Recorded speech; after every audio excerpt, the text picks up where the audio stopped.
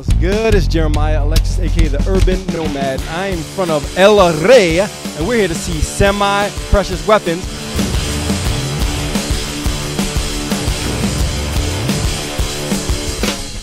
I am with the magnanimous semi-precious weapons from my hometown of New York. Where are you from in New York? I'm from Queens, New York. I have never lived in Queens. No one has. I've lived in Brooklyn. But It's a wasteland. I like Queens. I find it very interesting. There's lots of extreme fashion choices.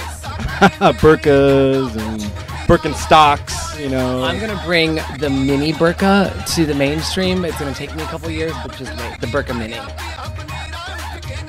So I saw you guys actually in 2007, and this is a story I'm fond to relay, at the Knitting Factory with Gaga as your opening act, where she was playing the synth in a unitard, and she had a DJ on one turntable busting it, and I was like, this chick is crazy. Her DJ's here tonight. DJing tonight. Sick. Starlight. It's a full circle.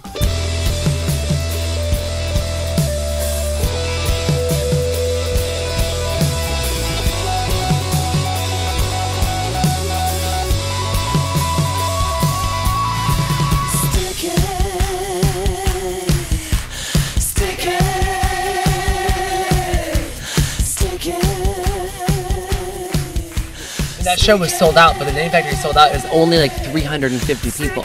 So you were one of the 350. You were 347. Hell yeah. You got there late because you was with that girl. Keep on the low though, keep on the low. We played many shows with Gaga in New York, but that was the last show we played with her before she moved to LA to make the Fame. So you saw the last Gaga New York show before she was Gaga as we know it. Sick.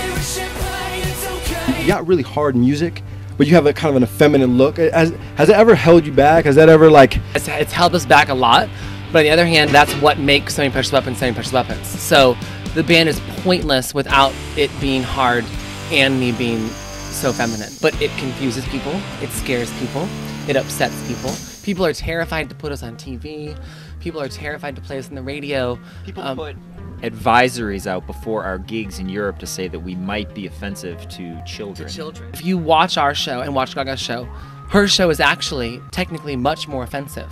But because she says way more bad words than we do because she's on stage for 2 hours. Well, it's also the double standard because I think everyone can accept a woman being sexual in many ways, but when a man is sexual in more ways than one, especially in rock and roll, I feel like you get judged. You get judged.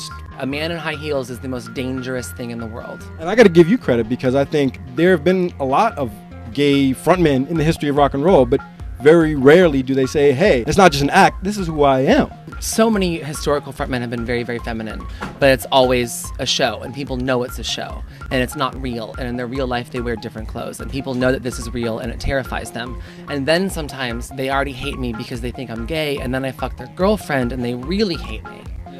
Real problem on our hands. Like one of them war movies where all the soldiers are running after this one cat. Slow-mo style. We're that cat. Through the fire and shit. There's lots of business people telling you last question. Yes. Last question. I am a fan of your music. I'm in particular fan of one song, Semi-Precious Weapons. Dun, dun, dun, dun. Can we hear the lyric? Can we hear?